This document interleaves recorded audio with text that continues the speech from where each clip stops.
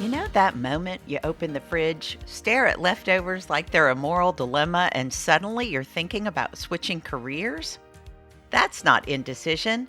That's your brain saying, hey, we've got competing values here. Most hard decisions aren't about confusion, they're about a values conflict where both sides feel right. Today, we'll name those dilemmas, walk through a simple filter to choose with integrity, and look at how Jesus models clarity when the stakes are high. Spoiler: he was clear on who he was and why he came, and that clarity made next steps obvious even when they were costly. So if you feel stuck between different choices that both feel right, I'm glad you're here because today we're going to fix that. Welcome to Goals and Grace, where ambitious women align bold dreams with unshakable faith. I'm Reverend Dr. Juliet Spencer, certified high performance coach and your guide to clarity amid chaos. Each episode delivers one practical framework, plus faith truth to cut overwhelm, claim calling, and crush imposter syndrome. Ready to lead with love, not depletion? Let's go. If you've been beating yourself up for being indecisive, take a breath.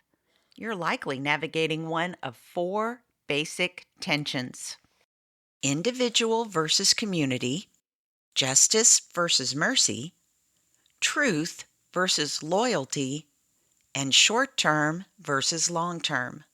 Each pair contains good, and that's why it's hard. The goal isn't to find the perfect choice, it's to choose the aligned choice. Look at Jesus during Holy Week.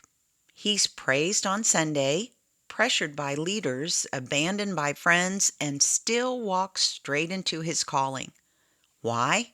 Clarity. He knows who he is and what he's here to do. Identity sets direction. Direction simplifies decisions. When you anchor in identity and purpose, the fog lifts. You might not like the road, but you'll know which one is yours. When you feel torn, pause and run this filter. Who do I want to be in this story? And say it out loud in a full sentence. For example, I am a truthful, compassionate leader. Identity before options. And I can't emphasize enough why it's important to say it out loud. I do as affirmations to remind myself not only of who I choose to be, but of the best of who I choose to be. Another component of the filter: impact. Who benefits or is harmed by each path, now and later? Don't just count heads. Consider hearts and futures. Integrity. Which choice aligns with your values when nobody's watching? If a hidden camera played this back to your future self, would you be proud? And then initiative. What's the next right 15-minute action to advance that choice? Big decisions move on small steps. And so again, the decision filter includes identity, impact, integrity, and initiative. You've got the filter. Now let's put it on the road. First stop, the pull between what's best for me and what's best for us.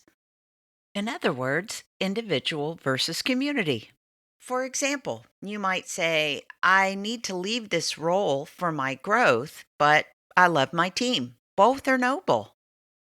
Name the season you're in and the standards you'll keep either way. If you stay, define a growth plan and a boundary so you don't resent people you love. If you go, leave a runway, document your playbooks, and bless the team on your way out. Identity drives the tone either way. Next step is the tug of war we all feel when we've been hurt. Part of you wants restoration. Part of you wants retribution. That's the justice versus mercy tension. I should forgive, and I also want accountability. Well, you can do both. Forgiveness releases you from bitterness. Justice sets consequences in the hopes that harm doesn't repeat. Mercy without boundaries isn't love, and justice without compassion isn't Christ-like. Ask, what restores dignity and prevents repeat harm? Choose that, and then communicate clearly and kindly. Let's move to the moment your stomach flips because honesty might bruise a bond. This is the truth versus loyalty dilemma where courage meets care. It's right to speak up and it's right to protect the relationship. So lead with care, deliver the truth once, and request a next step together. In other words, something like, because I value us, I need to share something hard. Here's what I'm seeing, and here's why it matters. Here's what I'm asking. If loyalty requires your silence about harm, it's not loyalty. It's fear wearing a friendship badge. And finally, the everyday crossroads between what soothes you now and what serves you later.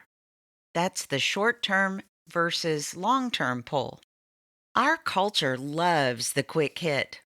Big feelings, small patience, constant pings. Outbursts feel productive. Impulse buys feel like relief. Doom scrolling feels like staying informed. And sometimes the short term is wise, like taking a nap or stepping outside to pray and reset. But if every choice serves the next 5 minutes, your future keeps paying the bill. One of my clients, a nonprofit director, used to vent in staff meetings when pressure spiked. Short term, she felt in control. But long term, trust eroded and projects slowed because people were walking on eggshells. We installed a simple 50-minute timer and a pit stop rule. When the timer chimed, stand, breathe 10 times, sip water, choose one next right action. Within 2 weeks, she replaced mid meeting outbursts with 2 minutes of reset, and her team started finishing deliverables early. That's the point. Take short term relief that restores you, not reactions that torch the room. Choose what your future self will thank you for and create tiny proof today, whether it's the 5 minute draft, the 2 outreach emails, or the walk that clears your head so you don't torch the meeting. And if your inner critic is yelling, pick a lane already.